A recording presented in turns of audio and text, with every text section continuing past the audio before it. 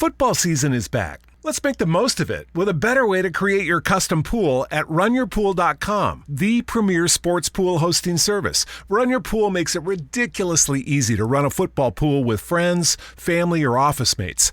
They offer dozens of formats including Survivor, Pick'em, Squares, Margin, Confidence Pools, 33, and a lot more. Run Your Pool hosts formats for NFL and college football with one-week games, full season, playoffs, or the Super Bowl. And unlike other fantasy sports platforms, they've got options and settings to make it your own. You can even brand your pool for your local business, bar, alumni, or restaurant. The NFL season starts September 9th, so check them out today and get $10 off at runyourpool.com/podcast or use promo code podcast at checkout. Have your pool up and running in minutes at runyourpool.com/podcast. Don't forget, today you get $10 off at runyourpool.com/podcast. The following is a Hoop Ball presentation.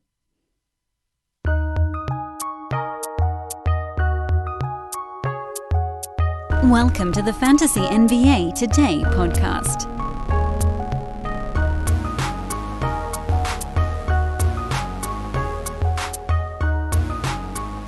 I'm fairly certain it's Wednesday, and if indeed it is, happy Wednesday to you all, and welcome to another episode of Fantasy NBA Today. I am your host, Dan Vespris. This is a Hoop Ball presentation. You guys know all the spiel stuff at the beginning, don't you, by now? I actually can't really operate that way. That is very much an opening that I should be saving for June and July. It's September 1st. We're in, it's not countdown mode on this podcast. It's count up mode to October 19th, start of the NBA season. We're really, we're like frightfully close now. What is that, 50 days to the start of the NBA season? That's crazy.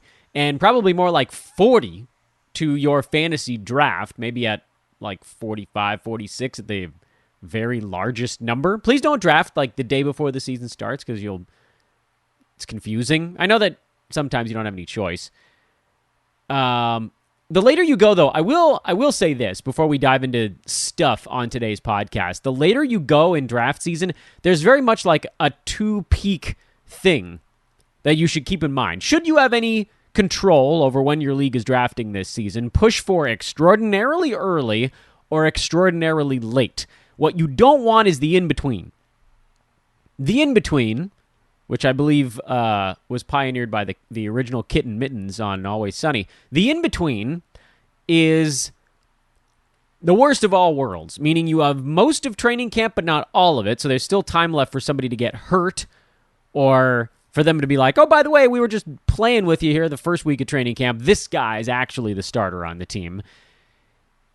And the other ones, early and late have their advantages. Early is you can sort of beat everybody to the punch. ADPs aren't out yet. You go get your guys. You don't have to worry about public perception all that much. You just worry about what other people in your league specifically are doing. Not going to get pulled in any one hard direction by other data. And then very late is you have all the information you need. You're not going to have quite as many deep sleeper types available if you draft at the last second, but you are going to know who's hurt at the start of the year. And for me, personally, I actually prefer that. You guys have listened to this show long enough to know that for us, avoiding disaster is more important than striking gold in this. Like you're in a mine, a gold mine, but the gold mine has explosives buried in it in addition to gold. And the longer you wait, the more the mine gets cleared out, effectively. At the very beginning, there are a ton of explosives and a ton of gold in the mine. So you're just swinging your pickaxe willy-nilly. You'll probably get more gold, but you'll also probably hit some complete disasters. You'll draft somebody, if you have your draft next week, early September, someone on your team is probably going to suffer a catastrophic injury during training camp. Something terrible. But the longer you wait, the more everything gets cleared out. Yeah, people are going to pull some of the gold mines out, but people are also going to pull most of the explosives out of this metaphor. So at the end, you're left with some gold, a lot of very decent ore, whatever other stuff you might find in a mine, but again, very few mysterious explosives at the last second. I like drafting late. Eliminate the uncertainty.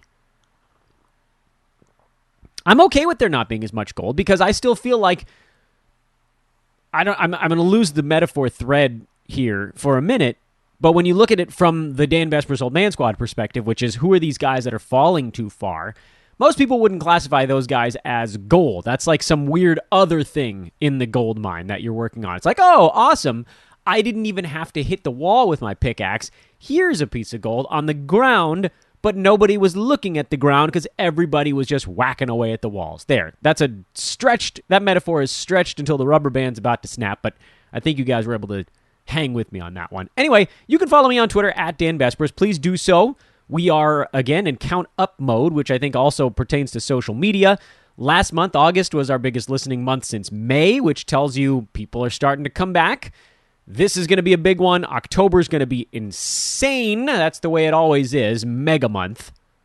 At least when the season actually starts in October. Last year was kind of a weird one. So welcome back. If you're joining us today for the first time in a while, welcome back. Happy September, everybody. Follow Hoopball on Twitter at HoopballFantasy. And please, if you have a moment, drop a 5-star review on the podcast. We're going to start asking you guys for those again. Anybody that hasn't done one on iTunes or the podcast app on your mobile device. As we again do these 50 days of count up to the season, this is when we need you guys hitting the subscribe button, dropping the 5-star review. It's when we can kind of power boost the podcast and rocket up the charts so more people see it when they're just screwing around on the various podcast app show pages. I don't even really know how that works anymore. I haven't done it in a while. We left off, it's the way we're going to do a lot of our stuff. We left off at Jonathan Isaac. He was the last name we talked about on yesterday's podcast. He was effectively number 43 on our board. I think I mistakenly wrote 44 in yesterday's show title. 44 is Jonas Valanciunas for me. Football season is back. Let's make the most of it with a better way to create your custom pool at runyourpool.com, the premier sports pool hosting service. Run Your Pool makes it ridiculously easy to run a football pool with friends, family, or office mates. They offer dozens of formats, including Survivor, Pick'em, Squares, Margin, Confidence Pools, 33, and a lot more. Run Your Pool hosts formats for NFL and college football with one-week games, full season, playoffs, or the Super Bowl. And unlike other fantasy sports platforms, they've got options and settings to make it your own. You can even brand your pool for your local business, bar, alumni, or restaurant. The NFL season starts September 9th, so check them out today and get $10 off at runyourpool.com/podcast or use promo code podcast at checkout. Have your pool up and running in minutes at runyourpool.com/podcast. Don't forget, today you get $10 off at runyourpool.com/podcast. And the reason we stopped on him is because I think that he could end up being a big chunk of this show, and I didn't want to run yesterday's too long. These are sort of our last opportunities before we started getting into mock drafts a little bit more. We'll have some more guests on the podcast coming up in the next few weeks. These are the last opportunities to have kind of quick, bite-sized programming. So here's the thing on JV. Valanciunas finished last year at number 31 in Memphis. 28 minutes a game. He averaged 17 and 12 and a half. 2 assists, half a steal, 1 block. 59% medium volume from the field. That's really solid. 77% at the free throw line, which is totally fine from your center. Blocks were not good in the first half, trended up in the second half, and he just very quietly had a fantastic fantasy season at, again, sitting right on the edge of the top 30. The trade from Memphis to New Orleans means a couple of things for JV. Number one, usage is probably going to go down a little bit. Brandon Ingram and Zion Williamson combined from a usage standpoint are probably going to chew up a little bit more than Ja Morant and Dylan Brooks. And on top of that, Morant's going to be a better passer to a big guy like JV than Ingram or Zion. If for no other reason, then Morant is going to be working slightly farther from the bucket than Zion Williamson is, or really anybody on the Grizzlies that we just named is going to be working farther from the bucket than anybody on the Pels that we just named. And I know Ingram can shoot the 3-ball a little bit. He's not terrible from downtown. He's expanded that part of his game, and he did hit 2.3 threes per game last year, did Brandon. So he can move out a little bit, and he can orchestrate a little bit. But here's the thing. Lonzo Ball was the guy on the Pels that was probably going to be the best fit with Valanciunas. Not because JV can run the break all that well with Lonzo, but because he's a guy who creates and then looks to pass. Ingram had 5 assists per ball game. That's fine.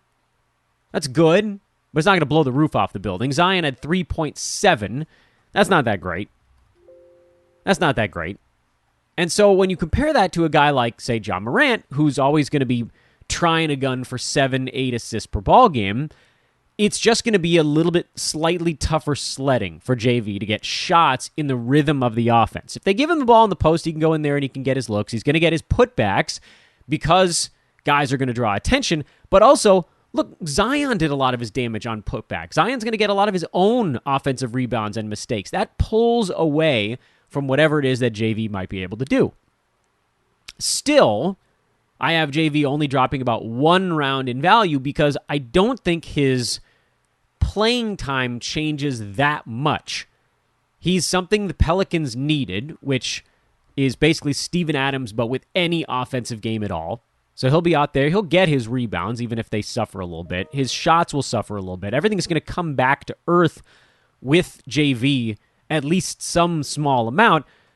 But I pull him back only about a round because I do think that his blocks probably go up this coming year. The way that the Pels have never really played defense is going to force big men to get in there and just try to do something at the rim. Yes, I'm a little bit concerned about JV picking up fouls, but what I'm not all that concerned about is a severe plummeting in actual playing time. They went out and they got Valanciunas, partly to, I think, get off the Eric Bledsoe contract, but they like JV, and he's going to give them something they haven't had, which is an actual bona fide center who can do things anywhere remotely close to the rim and isn't a massive liability at the free throw line.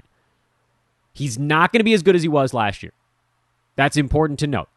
The 31 he put up on a per-game basis, 27 by totals, yeah, no.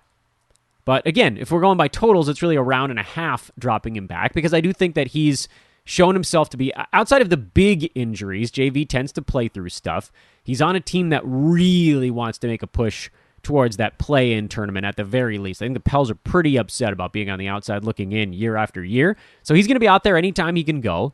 I think he's going to have some fun with this club.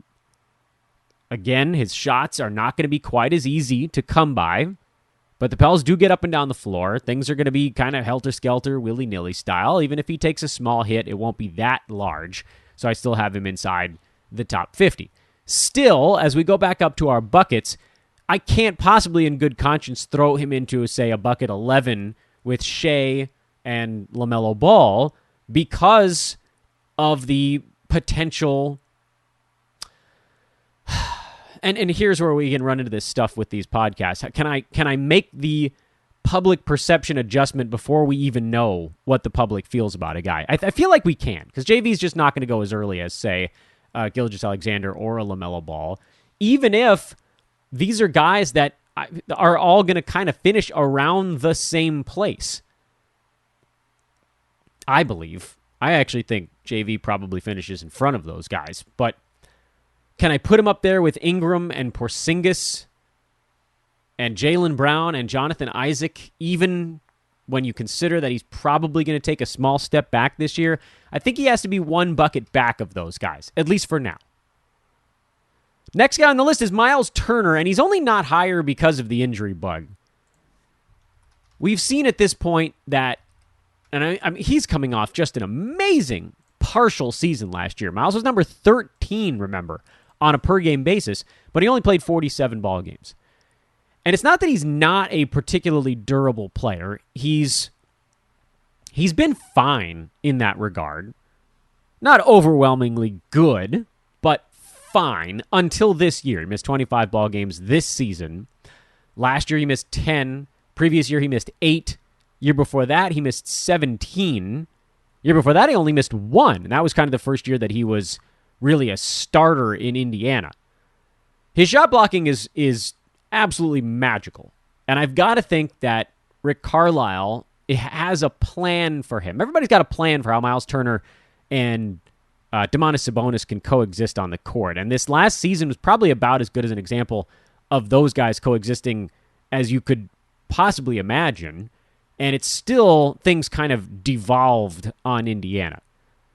But look, Miles Turner's a guy where if he gets 30 minutes a ball game, he's going to be blocking pretty damn close to 3 shots a night. That's kind of insane, which means that his floor is ridiculously high because you almost don't have to do anything else if you're blocking that many shots per ball game. If you block 3 shots per game and you do almost nothing else, you're still basically inside the top 30. He blocked 3 shots per game, and Miles Turner was a net positive in only 2, if you count turnovers, other statistical categories, and that one was rebounds at 6.5, barely over league average. And really, for a center or a big man, actually kind of sub-average. But he got 1 steal, which is good also for a big guy.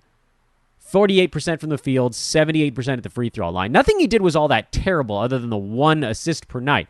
Basically what we saw was a guy who was sub-average in assists, slightly sub-average in points, and then basically league average in threes, rebounds, steals, field goal percent, and free throw percent, and turnovers, and was the best player in the league at any one statistical category in blocks per game. No one else came even remotely close to the single impact he had in one category. And we've talked about it before. Somebody who's basically league average in every category is inside the top 75. That's all you have to do. In fact, you're like a good deal inside of that. You're more like top 60 if you're league average in everything.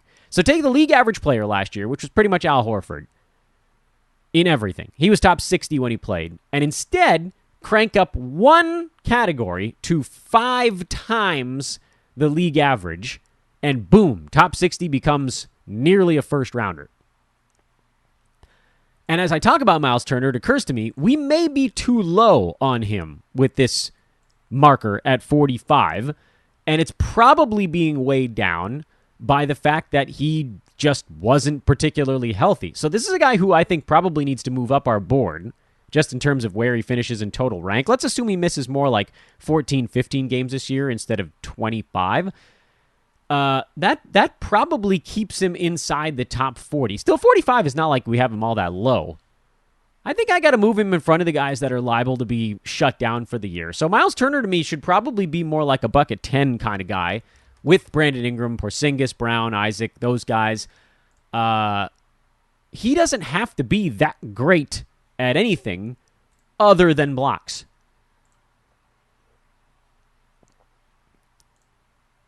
Next player. Let's keep chugging along here. I don't want to waste anybody's time. Tyrese Halliburton at number 46.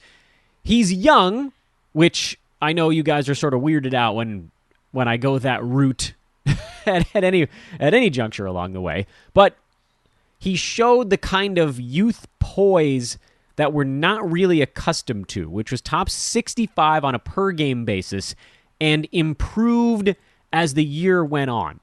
His role got bigger as the season progressed. And that's a good sign, even if his field goal percent was actually sort of trending backwards a little bit down the stretch. I'd have to chalk a lot of that up to fatigue. If his role grows on the Kings this coming year, his rank should grow with it. So assuming this last year, Halliburton, who again hanging around right near that 60 mark on a per-game basis, and wasn't, believe it or not, all that hyper-durable. It played 58 out of their 72 games. Kings want to gun for it. They want to gun for it. They're young, but they're tired of losing. So Halliburton's going to play a bunch. I believe his usage rate is going to increase this season because it wasn't super high last year. He took only 10.5 shots per game. Let's see that get up to like a dozen.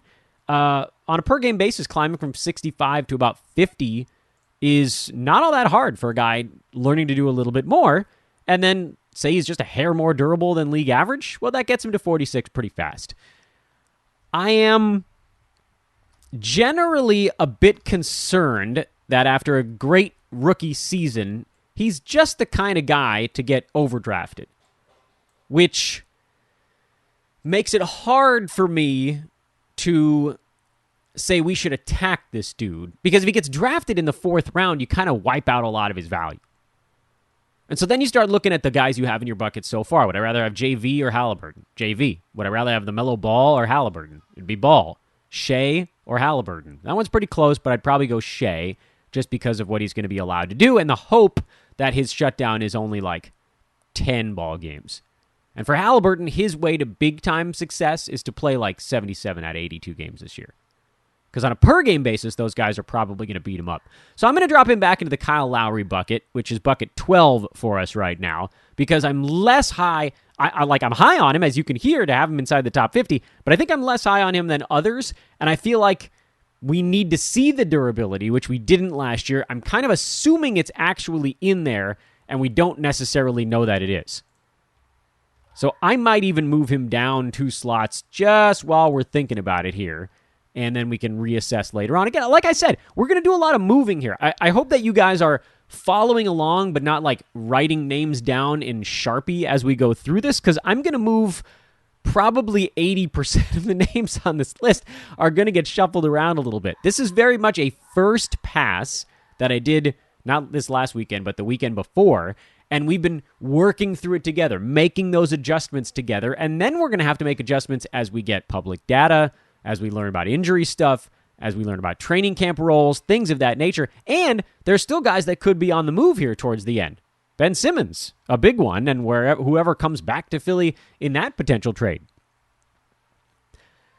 Next player on the list, which now becomes 46 because we moved Halliburton down, is Draymond Green, who I believe ends up having a really nice season this year, and quietly actually had a really good season this last one as well. Draymond, right under the radar, was number 43 by totals.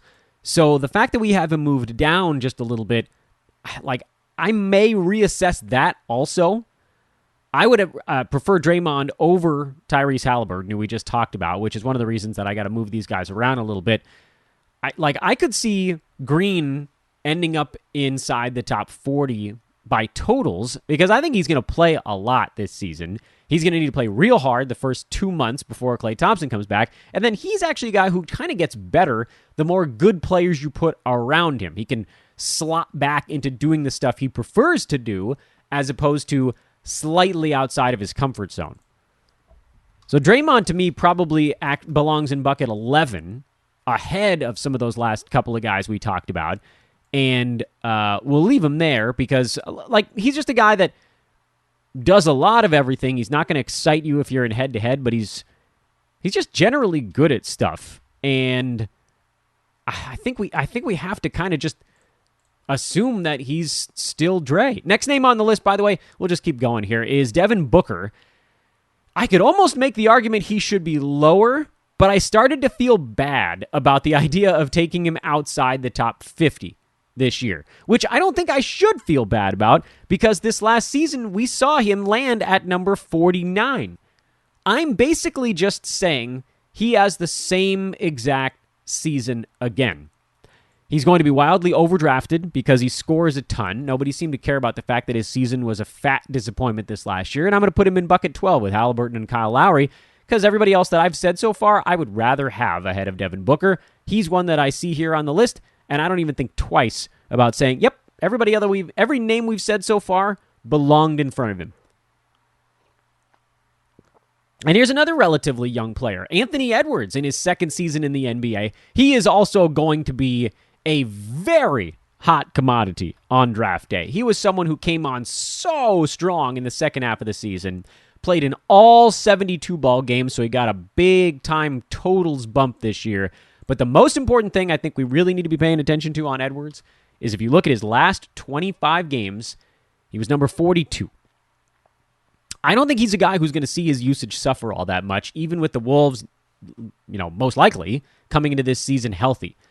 They're going to give him things to do, and he has what appears to be a growing and robust fantasy game. And he's a guy that, if this was a podcast that ever suggested taking some risks, he would be a risk to take.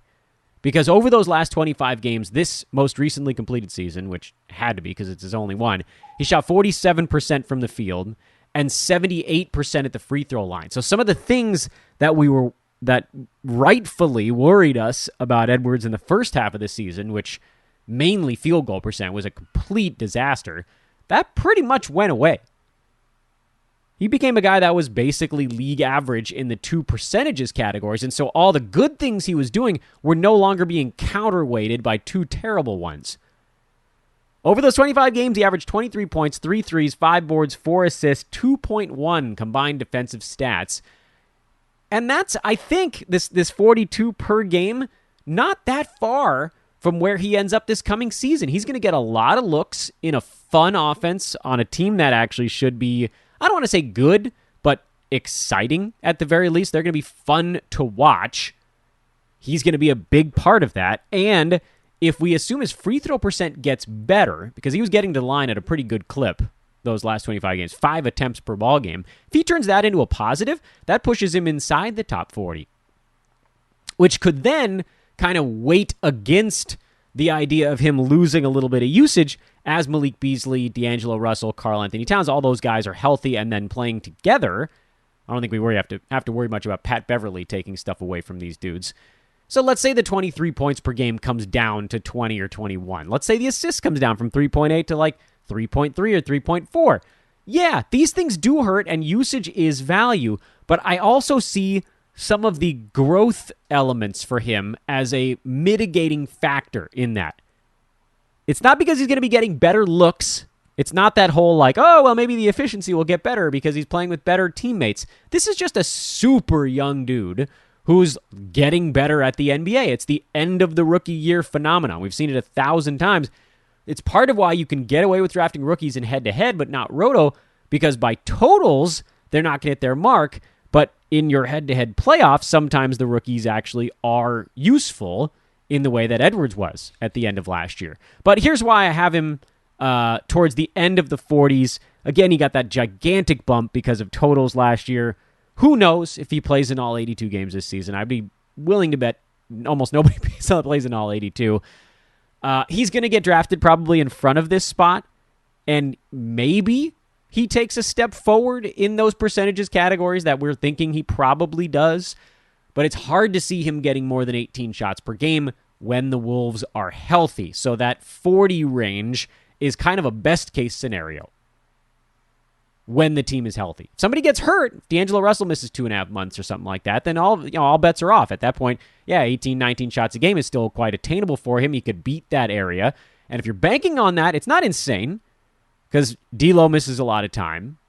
Cat has lately, although I think we can probably at this point hope at least that he's getting back towards healthy again.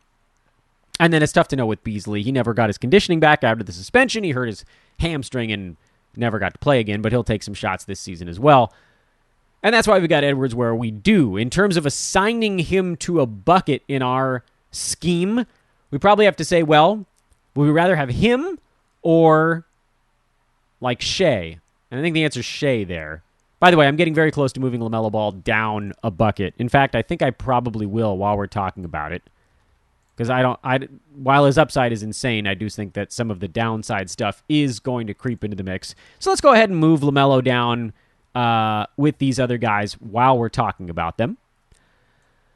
And that, to me, is probably where Anthony Edwards ends up as well. So he's going to go in bucket 12. Bucket 11 is shrinking on us a little bit. Maybe somebody gets shifted back up there in time, but not right now. And with that, we move on. Player number 50 that we've talked about so far is the great Rob Covington. You guys know he's been one of my favorites in fantasy for a very, very long time. His role in Portland is not the same.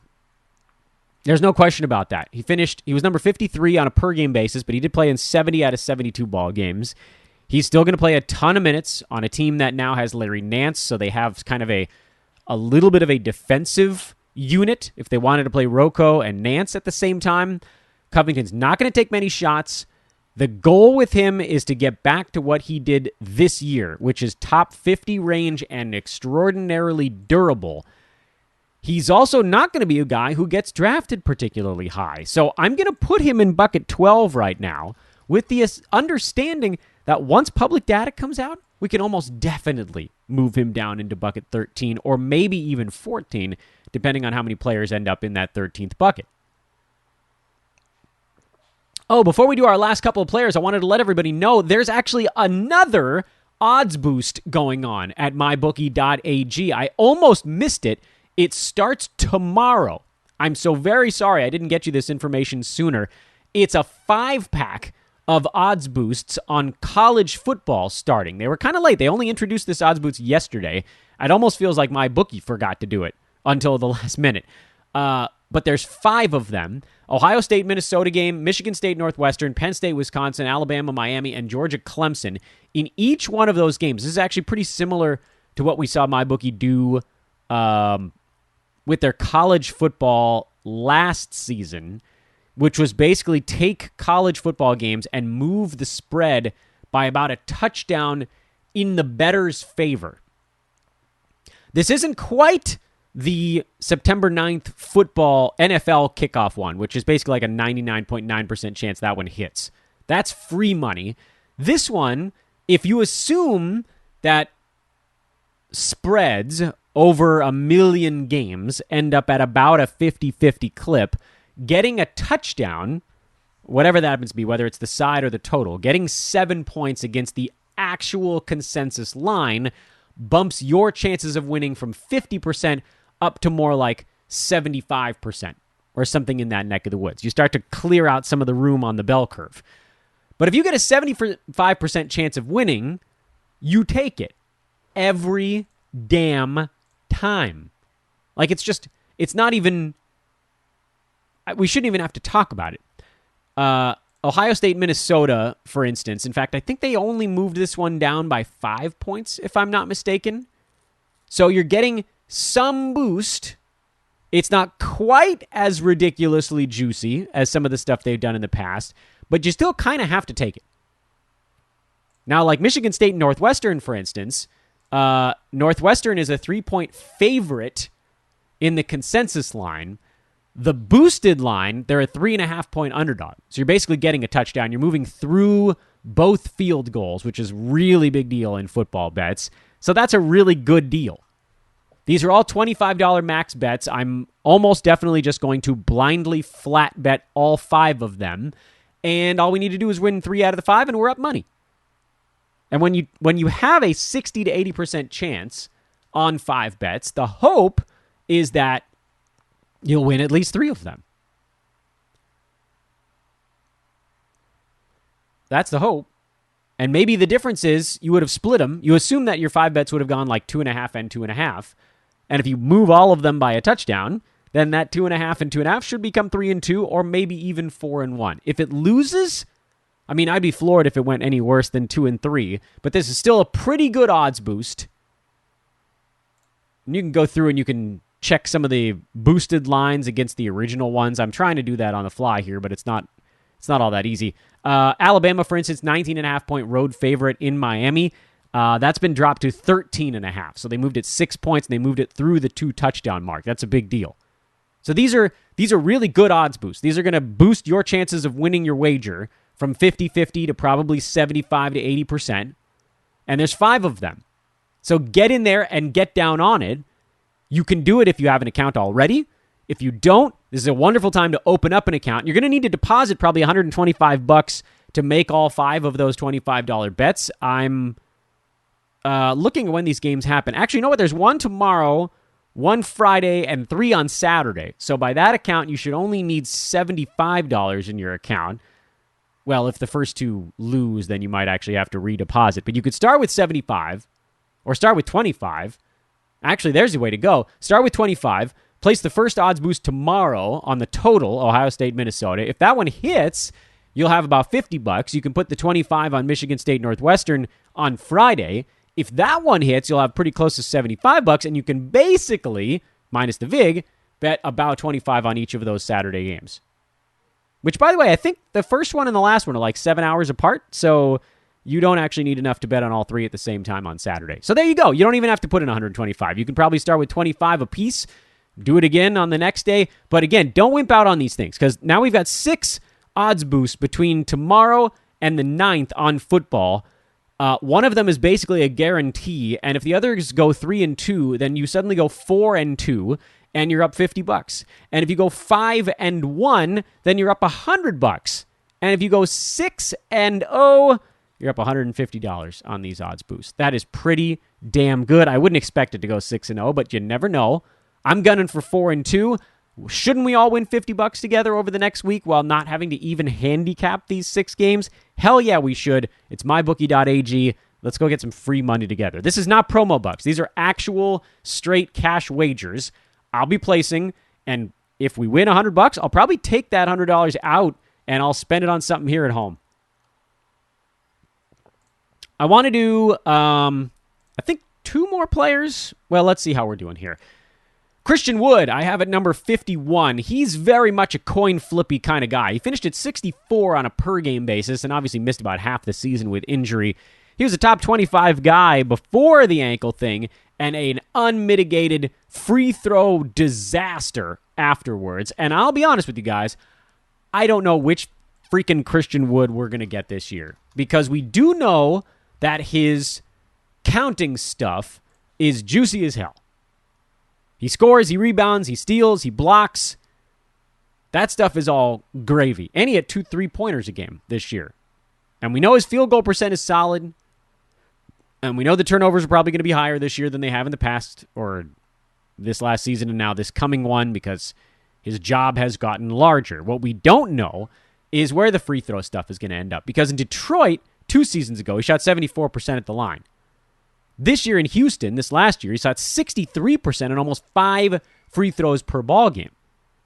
That was a mess. I mean, he was one of the 10 worst impact free throw shooters in the NBA. And when you drafted him, I don't think we were all assuming he was going to be a punt free throw guy that was pretty good in a lot of categories, but not elite, overwhelming good, the way that, like, Rudy Gobert, who's bad at free throw shooting but is just outstanding at rebounding and shot blocking and field goal percent, can, again, tip the scales back in the right direction. Clint Capella, tip the scales back in the right direction.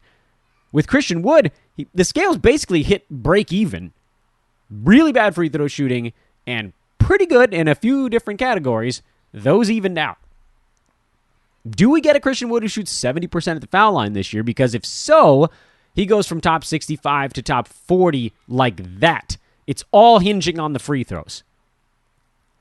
I mean, you can take his general statistical breakdown and call it like Pascal Siakam with a better field goal percent. Siakam shot 83% of the foul line, though. What about a guy like a John Collins? He was number 47, and counting stat-wise, Christian Wood was better than John Collins. But Collins shot 83% at the free throw line. So these are all the things that you're looking at Christian Wood, you're like, look, if he just gets decent at the foul line, he can be those guys, which is top 40, top 45, or even potentially a little bit better. If the free throws don't come back, then this is what he is. He's outside the top 60. So I have him at 51, which is kind of splitting the difference. He's going to still be buzzy this year. And he's, I think, the first guy we drop in bucket 13 on our list, simply because there's just so much uncertainty there that if we don't end up with him and someone else is cashing that ticket, that's fine. And the last name I want to talk about on today's show, Jaren Jackson Jr., who finished actually 2 slots, believe it or not, ahead of Christian Wood on a per-game basis in only 11 games, playing at about 60% capacity. He should be higher. As I look at my list right now, Jaren Jackson Jr. should be higher. I put him at 52 because I thought maybe there might be a little bit of a discount on him, but he's Kristaps Porzingis light. He's Jonathan Isaac light, but presumably he can last through the season. I don't know what the Grizzlies' plan is in terms of when they're going to play this dude, but I'm going to move him up 7 slots right now as we speak. And all the way up to number 45. With, by the way, I think he could go higher than that. 45 puts him right at the tail end of bucket 11 for us. And if you're not in a league with Jonas Nader, does he fall into the 50s, 60s range? I really don't know. But he feels like a true bounce back, kind of dark horse, ultimate post-hype kind of dude. Where, I mean, if things break the right way, like, the Jaren Jackson Jr. stuff this year, you very much look at okay, well, what about his first 5 games back? How did he do? What about the next 3 games back? How did he do? Here's what you guys need to know. Last 5 games of the regular season, Jaren Jackson Jr. averaged 26 minutes per game. and 4 defensive stats per ball game and was inside. He was a second rounder.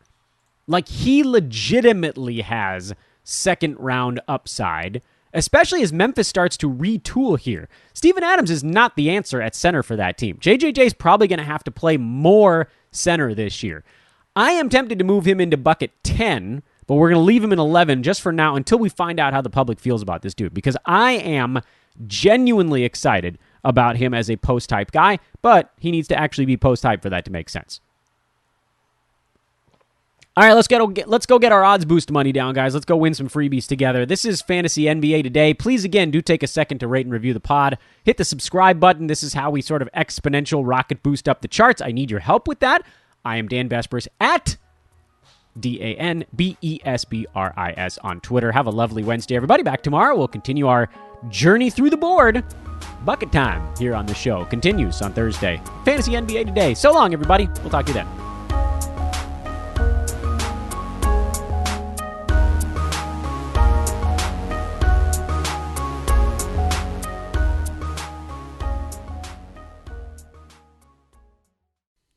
This has been a Hoop Ball presentation.